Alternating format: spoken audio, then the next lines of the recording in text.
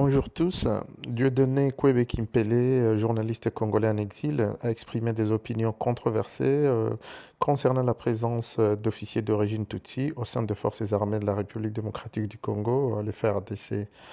Il a notamment suggéré que le gouvernement congolais envisage de mettre à la retraite les colonels et généraux d'origine Tutsi intégrés lors des processus de brassage et de mixage, les considérant comme de traîtres potentiels. Cette proposition vise à éliminer ce qu'il perçoit comme une influence étrangère au sein de l'armée congolaise.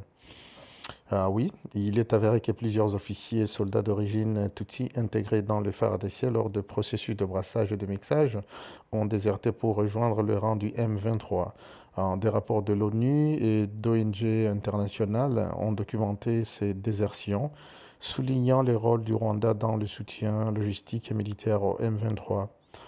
Le groupe rebelle M23, qui se revendique comme un mouvement de défense des Tutsis congolais, a été formé en grande partie par d'anciens membres du CNDP, le Congrès national pour la défense du peuple. Un autre groupe rebelle soutenu par le Rwanda avant son intégration dans l'armée congolaise en 2009.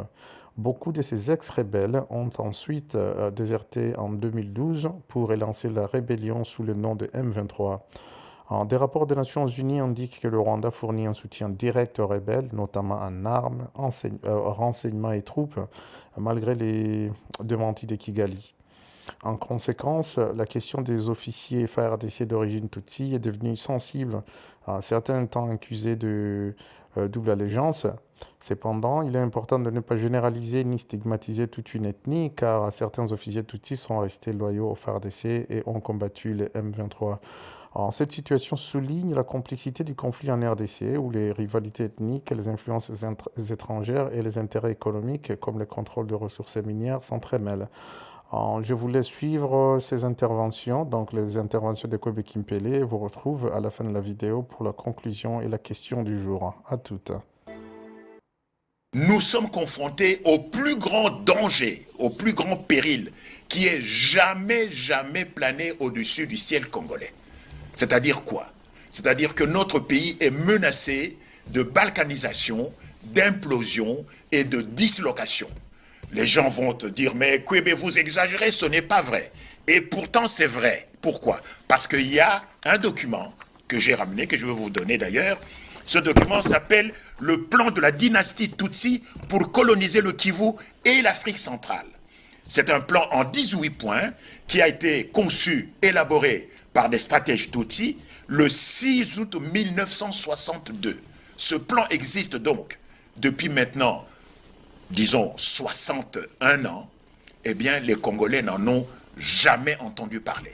Et tout Congolais, qui qu'il soit, un général, un homme politique, même parmi les 24 ou les 26 candidats qui vont concourir le 20 décembre pour l'élection présidentielle, je pense que parmi ces candidats qui vont concourir aux élections présidentielles dans quelques jours, personne n'a jamais entendu parler de ce fameux plan de la dynastie Tutsi pour coloniser le Kivu et l'Afrique centrale. Et si vous n'avez jamais entendu parler de ce plan, alors je suis désolé, ça peut être un peu prétentieux, alors vous ne connaissez pas le Congo. Et alors, dans ces conditions, ne faites surtout pas de la politique, parce que je me rends compte, d'ailleurs aujourd'hui j'ai un peu entendu les propos que tiennent les candidats lors de la campagne électorale qui bat son plein actuellement. Personne n'a jamais parlé de ce plan. Et donc tout le monde ignore ce plan. Et c'est ça qui fait que aujourd'hui nous avons au Congo, nous avons laissé des personnes qui veulent démembrer le Congo, à qui nous avons donné le pouvoir. Joseph Kabila est un Tutsi, il est venu au Congo dans le cadre de ce plan. Les gens ne le savent pas. Barthélemy Bisengimana, qui fut directeur du bureau du maréchal Mobutu, est venu au Congo dans le cadre de ce plan. Bizima Kara, Roubaix-Roy, Azaras Roubaix-Roy, qui fut vice-président, ministre, n'est-ce pas, de la décentralisation, se trouve au Congo dans le cadre de ce plan. Tous les généraux Tutsi qui opèrent au sein des forces armées congolaises, eh bien, opèrent à cause de ce plan. Si vous ignorez ce plan, n'est-ce pas, que les Tutsis ont conçu le 6 août 1962, donc depuis 61 ans que nous ignorons ce plan, alors ne nous étonnons pas qu'au lendemain du 20 décembre 2023, notre pays soit démembré et balkanisé. Et de toutes les façons, n'est-ce pas, mon cher Maïso, Kerouine, Mais la balkanisation, en fait, est déjà en filigrane, visible, puisque aujourd'hui, Minembwe, on n'en parle plus, mais Minembwe ne nous appartient plus. Fachi n'a plus aucune souveraineté sur Minembwe, sur la commune de Minembwe. Même chose avec, n'est-ce pas, Bunagana, Massissi, aucune souveraineté. Donc, tout ce qui se passe aujourd'hui dans le Kivu, mais aussi tout ce qui se passe sur le plateau de Bateke, entre les Bayaka et les Bateke, tout ce qui se passe aujourd'hui, notamment à Kasumbalesa, ce qui s'est passé à Malemba Nkulu, entre les Baluba, nos frères Baluba et les Katangais, je n'aime pas parler des Kassaïens, parce que le Kassaïen n'est pas une langue. Le Kasaï est le nom d'une province, c'est une rivière, mais les habitants du Kasaï, ce sont des Baluba, n'est-ce pas? Parce que nous en parlerons tout à l'heure. Parce qu'on est Congolais, parce qu'on habite sur un territoire qui porte le nom de votre entité et dont vous parlez la langue, n'est-ce pas? Moi, je m'en suis rendu compte d'ailleurs lorsque j'ai visité les archives royales en Belgique. Je ne vous recommanderai jamais assez d'aller voir les archives royales en Belgique. Je ne savais pas que avant 1908, n'est-ce pas, le territoire de l'État indépendant du Congo porte les noms des habitants qui y résidaient. C'est ainsi que moi je suis Mouyansi. Eh bien, les Bayansi habitaient un territoire qui s'appelait le Ouyansi. Les Umbala, les Outetela, n'est-ce pas, les Uluba. Donc, les gens ont donné leur nom au territoire sur lequel ils habitaient. Évidemment, c'est ce qui se passe ici en France. La Normandie est habitée par des Normands, n'est-ce pas? La Bretagne par des Bretons, la Sicile par des Siciliens, la Sardaigne par des Sardes, les Catalans, ainsi de suite. Mais chez nous, au Congo, le nom des personnes qui résident sur le territoire a été aboli. Et ça, c'est le premier crime qui a été commis par la colonisation. Parce qu'à partir de 1908, on va complètement changer de nom, donc on va instaurer une réforme administrative qui va abolir les noms des gens qu'ils avaient donnés à leur terre. Et c'est ça qui fait que nous nous sommes finalement dissociés de notre terre. Donc il y a eu une sorte de divorce entre les personnes et la terre sur laquelle elles vivent. Or, chez nous, les Bantous, on ne peut pas dissocier la terre de l'homme, n'est-ce pas? Parce que nous venons de la terre, nous nous nourrissons des produits de la terre, n'est-ce pas? Et quand nous mourrons, nous retournons à la terre. Donc il n'y a pas de différence entre la terre et l'homme. Et c'est ainsi que chez nous au Congo, on ne devrait pas vendre la terre. On ne doit pas vendre la terre, parce que la terre n'appartient pas seulement à ceux qui sont vivants, comme vous et moi, comme ceux qui nous suivent maintenant. Mais la terre appartient aussi à ceux qui sont morts et qui sont retournés à la terre. Et la terre appartient également à ceux qui ne sont pas encore nés, c'est-à-dire aux générations futures. Donc si nous les vivants, nous vendons la terre, que laisserons-nous, que léguerons-nous aux générations futures? Or, le grand drame, mon cher Kerwin Mawizo, le grand drame, n'est-ce pas, de nous, les Bantous congolais, c'est que nous avons perdu le contact, le lien indélébile qui nous liait à la terre. Et voilà pourquoi nous n'avons pas compris que quand les Tutsis sont arrivés en 97, le 17 mai, quand ils ont chassé Mobutu, ils ne sont pas venus pour le pouvoir. Non, non, non, non, non. Ils sont venus pour nous confisquer nos terres. Parce que c'est un peuple de pasteurs nomades. Ils connaissent la valeur de la terre. Alors, non seulement nous n'avons pas compris la valeur de la terre, mais nous avons évidemment perdu aussi la notion de la vraie nationalité. Il y a un plan rampant de balkanisation du Congo et de la création du Tutsi-Land. Vous enlevez les 545 officiers Tutsi-Rwandais des FARDC, il n'y a plus de crise. Voilà la solution. Par l'élection, par les concertations, le dialogue. On en a eu combien de dialogues? J'en ai compté 54, qui n'ont abouti à rien. Donc, la MONUSCO et l'ONU et la communauté internationale admettraient pendant une seconde que la crise congolaise est de type ethnique. Pour ceux qui connaissent un peu l'histoire, c'est une insulte. Il n'y a pas de Tutsi congolais, bon Dieu. Le Rwanda a été créé au XVIIe siècle avant la création de l'État indépendant du Congo. Et le Rwanda fut une colonie allemande. Les Allemands n'auraient jamais laissé le roi Léopold II s'emparer des populations Tutsi rwandais, n'est-ce pas? Donc, les Tutsis sont au Rwanda, qu'ils rentrent au Rwanda. Qu'il y ait des Tutsis de nationalité congolaise, oui. Mais des Tutsis congolais, il n'y en a pas parce que les Tutsis n'ont pas de terre au Congo. Il n'y a pas de terre appartenant aux Tutsis sur le territoire congolais. De même qu'il y a des Congolais qui habitent en Belgique, il y a des Balouba, des Bayansi, des Batétés qui vivent en Belgique, mais il n'y a pas de Batétés la belge, il n'y a pas de Balouba belge, parce que nous n'avons pas de terre ici, nous n'avons que la nationalité. Qu'il y ait des Tutsis qui ont acquis la nationalité congolaise, d'accord, mais ils n'ont pas de terre ancestrale. Nous avons la liste, qui se trouve ici d'ailleurs au musée de Tervuren, de toutes les ethnies bantous qui ont cédé leur terre au roi Léopold II pour constituer l'État indépendant du Congo. Parce que l'État indépendant du Congo, l'EIC, contrairement aux autres pays africains, a été créé par fusion de terres, par addition de terres, appartenant à une quinzaine de royaumes et d'empires et à quelques centaines de communautés traditionnelles africaines bantoues. Alors que les autres États africains, les autres colonies africaines ont été créés par division. Nous, c'est par fusion, par addition des terres. Et quand vous regardez les gens dont on a additionné les terres, il n'y a pas de terre de Bami Tutsi Rwandais. Il n'y en a pas.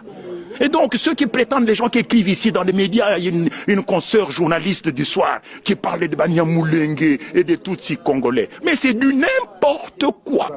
Je ne cite pas de nom, c'est même pas elle là d'ailleurs. Il y en a même une qui est beaucoup plus âgée qu'elle, qui raconte n'importe quoi sur... Je vois bien sûr. Donc, il n'y a pas de Tutsis congolais. De même qu'il n'y a pas de Batété là, belge. Donc, la guerre du Congo vient du fait que les Tutsis veulent créer au Congo, au dépend du territoire congolais, un Tutsi-land, un foyer national Tutsi, où ils vivraient en population majoritaire, où ils seraient plus exposés à un risque de génocide. Et ce territoire, ils veulent le prendre où? Au Kivu. C'est pour ça que le Kivu n'a pas été impliqué dans la réforme administrative. Toutes les autres provinces ont été découpées, sauf le Kivu. Et puis on nomme qui? On nomme Azarès Roubert, un Tutsi rwandais, comme ministre de la décentralisation. Tiens. Mais ça se voit comme le nez au milieu de la figure. Donc la crise congolaise est de type ethnique. Et le reconnaître, ce n'est pas faire preuve de tribalisme. C'est en finir une bonne fois pour toutes avec le mensonge et l'hypocrisie. Qu'on admette qu'il n'y a pas de Tutsi congolais, que les Tutsis du Congo, et notamment ceux de l'armée en particulier, les 545 officiers, rentrent chez eux au Rwanda, et il n'y a plus de crise au Congo. Et ce qui s'est passé au Kivu, où on a massacré les chefs coutumiers, c'est ce à quoi on assiste aujourd'hui avec les Kamwina Sampo, c'est le même scénario. Après chaque élection, que ce soit celle de 2006, de 2011, de 2018, et même de 2018, après 2018, qu'est-ce qu'on a eu? Mais on a eu d'abord la résurgence du M23. Maintenant, nous avons les Mombondo. Qui aurait pu imaginer qu'à Menkana, à Menkao, on allait tuer les gens, qu'on allait couper des têtes aux gens, des chefs coutumiers, et que ces têtes allaient servir de ballons. J'ai vu des images des têtes de chefs coutumiers servant de ballons de football. C'est incroyable. Il y a une image, mon cher Kerouin, qui m'empêche jusqu'aujourd'hui de dormir tranquille. Une image d'une scène qui s'est passée à Kishisha, n'est-ce pas, dont l'auteur, c'est une atrocité dont l'auteur n'est autre que le M23. Pour moi, le M23, soit dit en passant, n'est pas une rébellion congolaise. Pas plus que l'AFDL ne fut une rébellion congolaise. C'est encore ça dans le plan. C'est-à-dire qu'ils vous mettent dans la bouche des mots, des concepts qui viennent d'eux. On a dit l'AFDL est une rébellion congolaise. Et tout le monde répète, l'AFDL est une rébellion congolaise. On a dit que le M23 est une rébellion congolaise. Ben oui, le M23 est une rébellion congolaise. Non.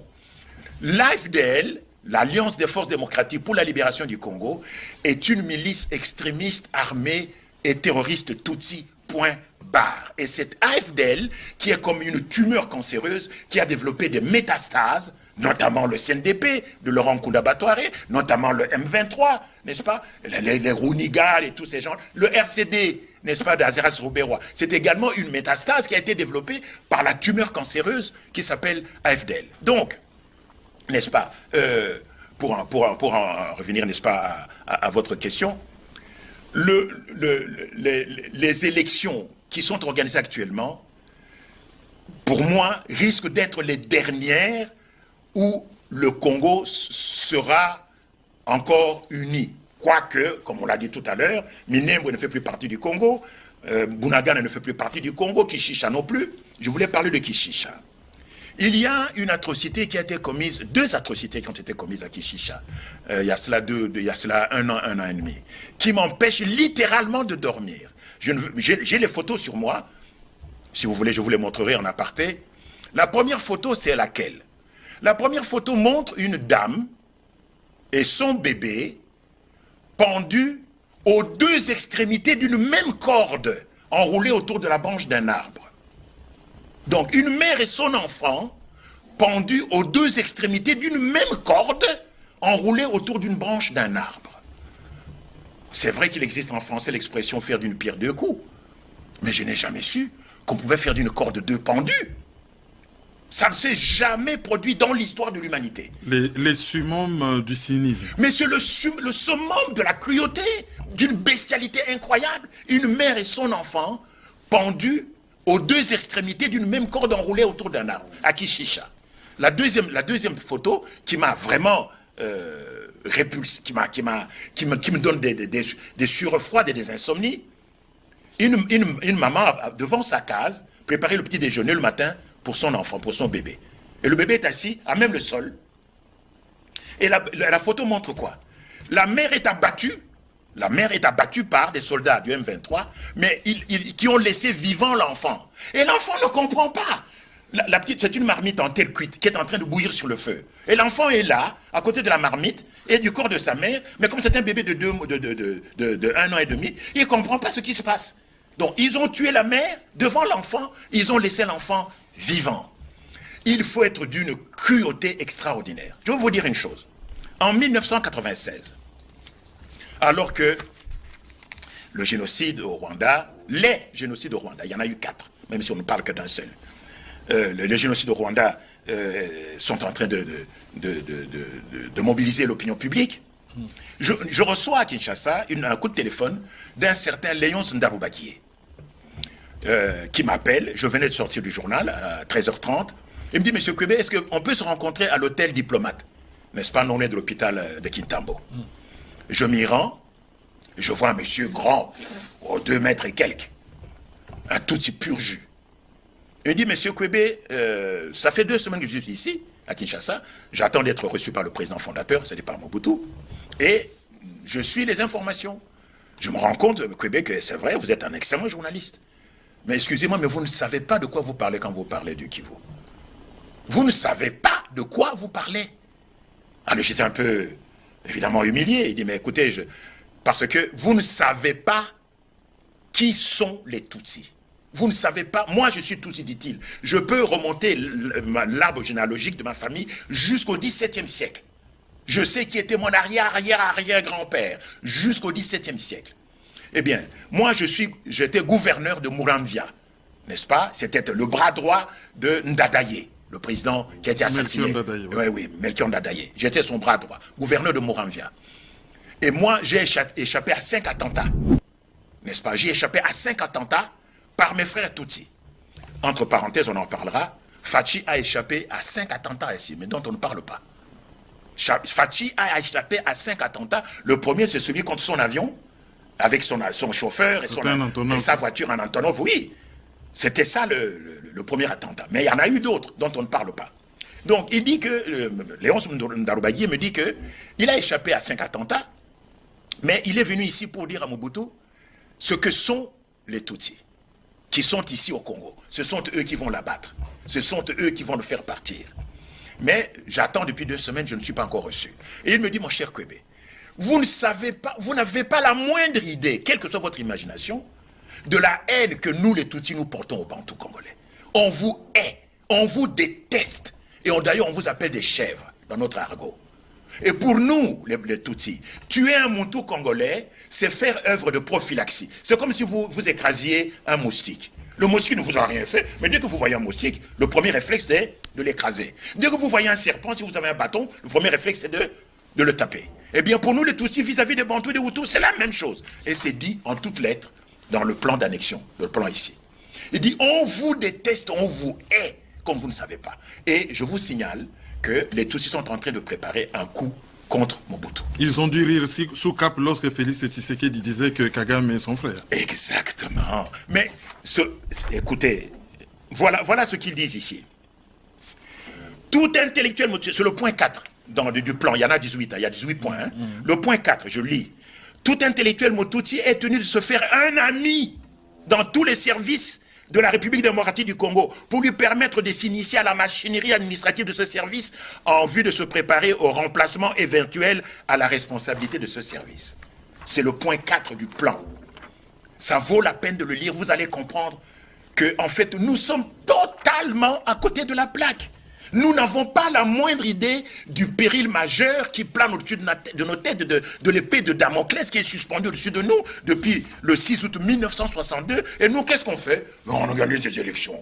D'abord en 2006, en 2011, en 2018. Et il y a 24 candidats, ou 26, je ne sais plus, qui n'ont jamais lu ceci. Alors qu'il y a un péril majeur qui est au-dessus de nous et dont nous n'avons pas pris conscience. Et quand vous en parlez aux Congolais, ils disent, mais vous exagérez, Mboko Yekufate, Nani Nzambe Azo Sala, Yahvé Azo Sala. Mais la Yougoslavie, qui parle maintenant de la Yougoslavie? Juste une petite anecdote. Je vais à Western Union, au guichet, pour envoyer de l'argent au pays.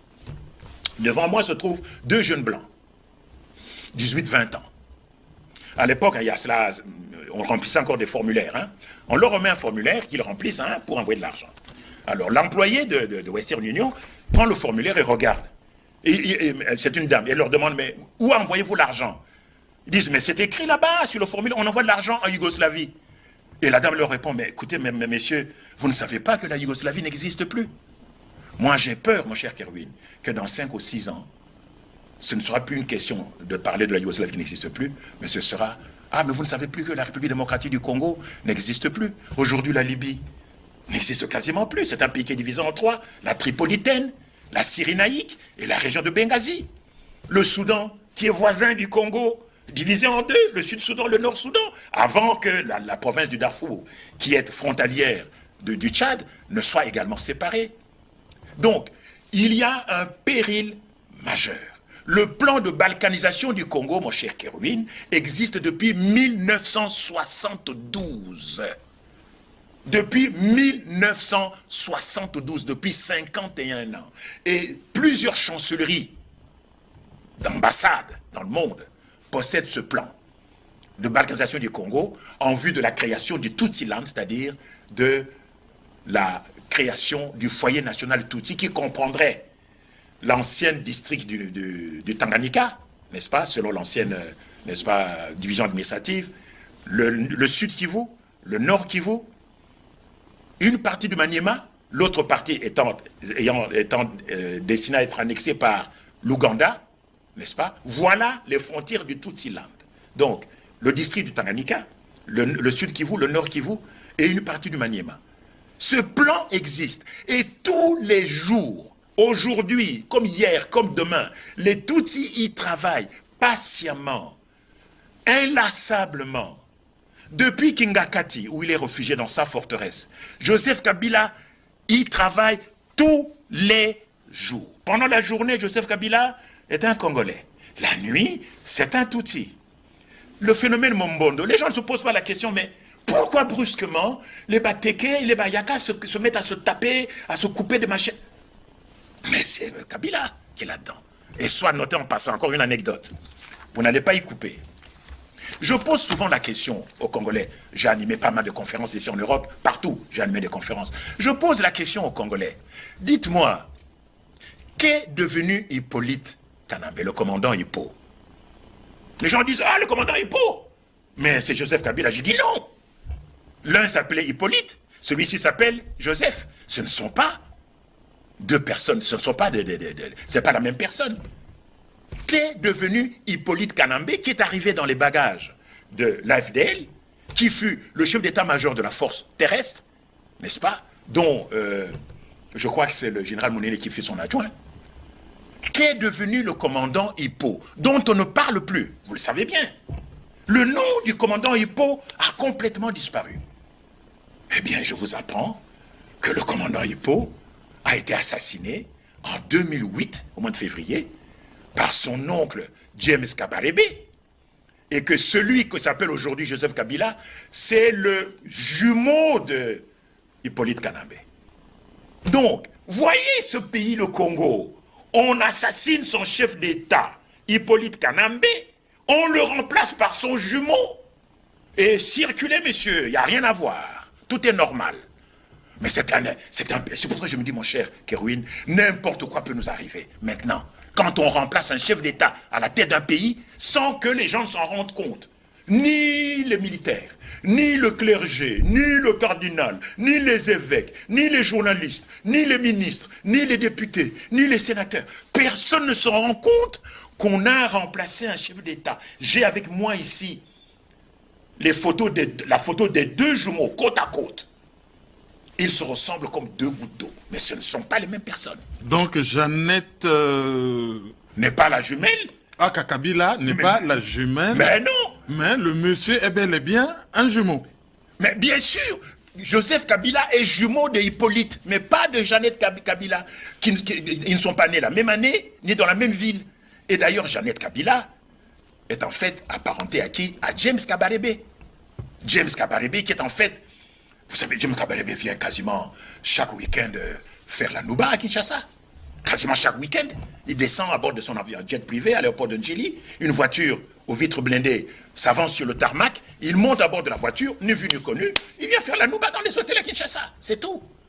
Voilà où nous en sommes. Et lui-même, Joseph Kabila, vous savez, pendant il n'a jamais pu tenir un débat à la télévision. En conclusion, la solution pourrait être une réforme profonde de FARDC, donc les forces armées congolaises, avec un meilleur système de contrôle de loyauté des officiers, de renseignements plus efficaces et de mécanismes pour prévenir l'infiltration de l'armée par des groupes hostiles. En résumé, Kwebe Kimpele met en lumière un problème réel, la fragilité de l'armée congolaise face aux infiltrations et aux désertions. Toutefois, sa solution, si elle était appliquée de manière aveugle, risquerait de diviser davantage le pays et d'aggraver la crise. Une réponse plus stratégique et institutionnelle serait nécessaire pour renforcer l'armée sans tomber dans l'exclusion ethnique. C'est tout pour aujourd'hui. Et notre question du jour, que proposerez-vous pour que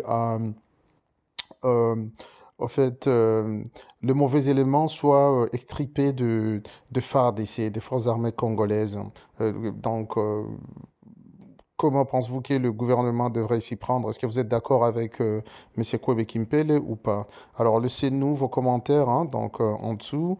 Et donc, n'hésitez pas de vous abonner à notre chaîne et puis de liker et de partager notre vidéo. Merci, à la prochaine.